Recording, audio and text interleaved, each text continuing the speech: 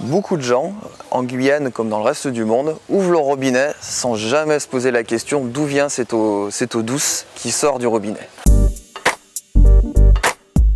Pour produire de l'eau potable, il existe deux méthodes principales.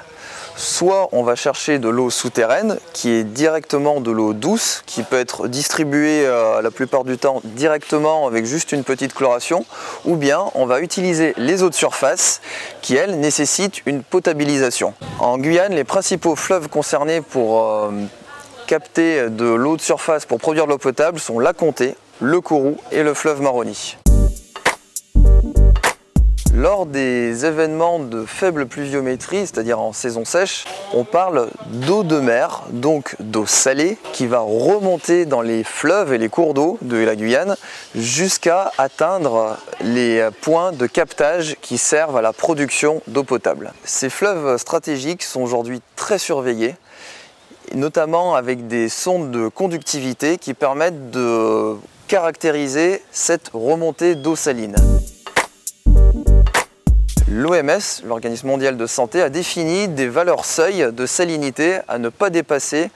À partir de ces valeurs seuil de conductivité et suivant la façon dont on produit l'eau potable dans l'usine de production, on a défini des seuils de vigilance qui sont déterminants pour la bonne gestion de la production de l'eau potable. À partir des observations que l'on a depuis plus de 10 ans maintenant, on a développé des modèles qui permettent de prendre en compte le débit du cours d'eau qui est exploité, ainsi que la hauteur d'eau de la marée.